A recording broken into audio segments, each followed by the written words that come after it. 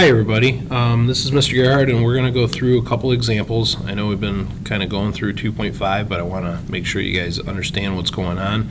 And so I'm going to go through 3 different examples. Hopefully we'll keep this rather short, under 10 minutes, but you can watch this video. Hopefully it'll answer some of your questions and help you in studying for section 2.5. So in 2.5, some of the questions are asking you to put the quadratic function in standard form, find its vertex, x and y intercepts, and sketch the graph. This is actually problem number 6 from page 201. So I'm going to go through how to do that for 3 different problems, starting with number 6.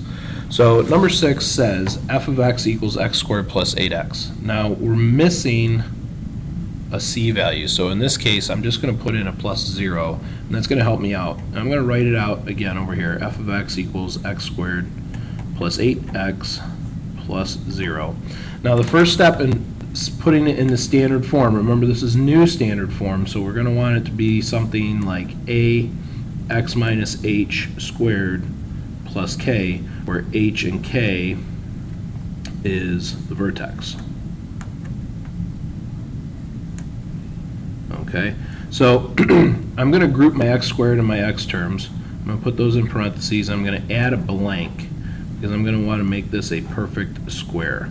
I'm going to put plus 0 out here, and if I add a blank, I also have to minus a blank or subtract a blank. Now what goes in here? This is very important. Half of 8 is 4. 4 squared, 16. So I'm putting a 16 in that first blank. Because I'm putting a 16 in the first blank, I also have to put a 16 in the second blank. That's like adding 16 and subtracting 16, giving me 0. So when I've done that now, I can break this down by factoring.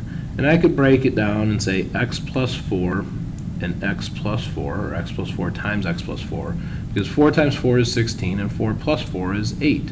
Now what you'll notice is that also gives us x plus 4 squared. Over here we have minus 16, because 0 minus 16 is negative 16. This is in the new standard form, a x minus h squared plus k. When I see that, now I can easily write down what it is. F of x equals x plus 4 squared minus 16. I can see the vertex. The vertex is the opposite of this and the same as this. So the opposite of plus 4 is negative 4, and then 16. The y-intercept, very easy because I just look here and it's c. So I'm going to say the y-intercept is 0, 0. And the x-intercepts, I let f of x equals 0, which in this case is going to be pretty easy to do, and I solve. Well, in order to get x by itself, I'm going to add 16 to both sides. Give me 16 equals x plus 4 squared. To undo the square, I square root both sides, leaving me with plus or minus 4. Don't forget the plus or minus. Equals x plus 4. And then I subtract 4, so I get negative 4 plus or minus 4 equals x. Well, if I think about this, there's 2 actual numbers here. So what's negative 4 plus 4? That's 0. That's our first x-intercept. If I take negative 4 minus 4, that's negative 8. That's our second x-intercept. So 0 and 8, 8, 0, and 0, 0 are our 2 x-intercepts. And the last thing that I'm going to want to do is graph the equation. Well, I already have some points. I have 8, 0, my x-intercept. I have 0, 0, my y-intercept and other x-intercept. I have negative 4, 16. Negative 4, negative 16. Let me take that back. Oh, that's negative 8. I apologize. I'm messing up here. So there's negative 8, and then negative 16 is going to be way down here. And I can draw my graph. Now that's just a sketch. If you wanted to get very specific, which on a test or a quiz you'd want to, you would go ahead and maybe plug this into your calculator and figure out nice points and go from there. Now this is the easiest type of problem. It's going to become more difficult as we go through. For example, number 10 here is a little bit more difficult. Okay, here's our original form. I'm going to write it out here by grouping the x squared and the x term and adding a blank. I'll keep the 2 on the outside and subtract the blank. All right. Now, what number goes in this blank? Well, I look at -2 and I say half of -2 is -1. -1 squared is 1. So I put a 1 in the first blank, a 1 in the second blank.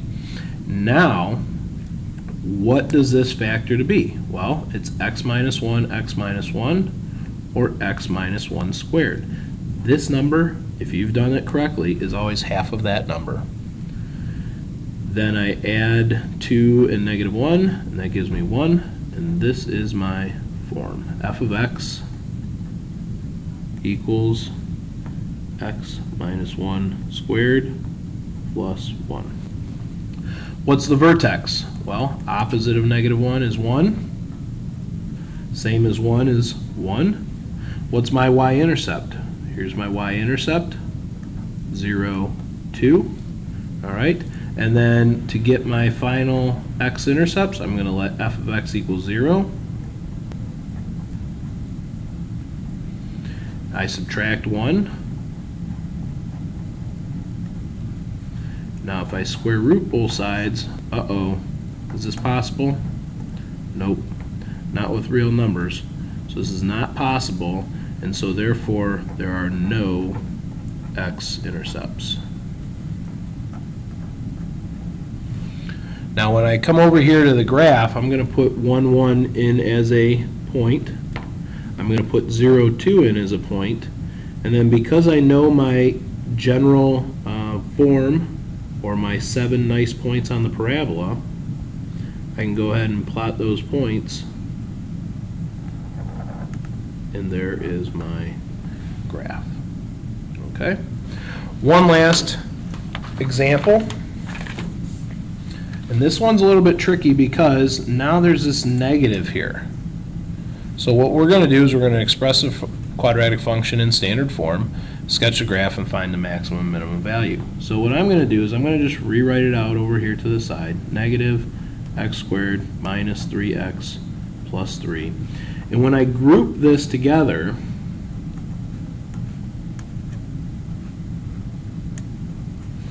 I actually should take a negative out.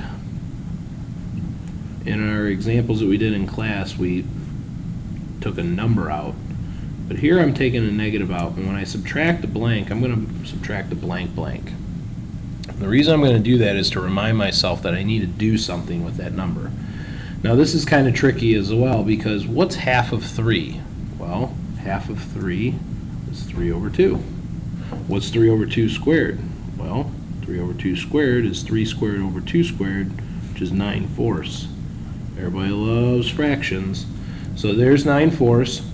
I'm actually adding a negative 9/4, so that's what I'm going to put in this blank here, negative 9/4, because if I have that 9/4 in parentheses, then I'm going to have that be a negative 9/4. Now factoring is actually pretty easy because it's x plus 3 over 2 squared. Okay, we got that because it's always half of that middle number, 3 over 2. And then here, we know minus negative, that makes it plus and plus. And I'm just going to do real quickly here, I'm going to say 12 over 4, that's 3, same thing there, plus 9 over 4. And I'm going to finalize my answer by saying f of x equals negative x plus 3/2 squared plus 21/4. Again, I know there's a lot of fractions, but at least now I know that the vertex is going to be negative 3/2, the opposite of that, and 21/4 is the y-coordinate, the same as that.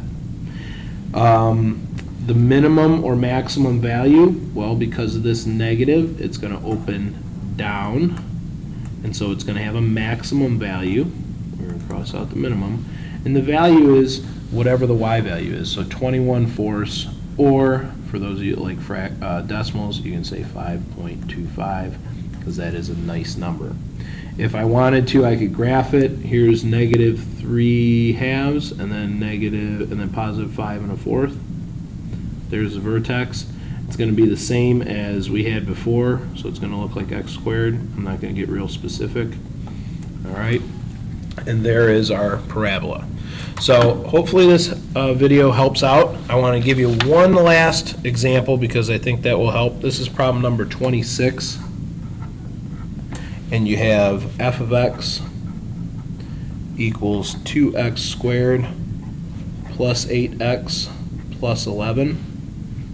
I need to group those two, so I'm going to say 2x squared plus 8x, leave a little bit of a blank, plus 11. Now there's a 2 common in both, so I factor that out, leaving me with x squared plus 4x plus blank plus 11 minus blank blank.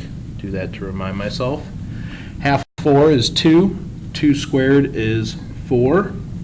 And then I'm not just adding 4, I'm adding 2 times 4, which is 8. That's what goes in the double blank. Now what I have is a way to factor this, x plus 2 squared plus 3, and now it's in vertex form, with the vertex being -2, +3. I know it opens up because of the 2. I know it's narrower. I know that the y-intercept is 11. I could figure out the x-intercept by setting this equal to 0 and solving. But that's the process called completing the square that helps us put things into that new standard form. I hope that helps.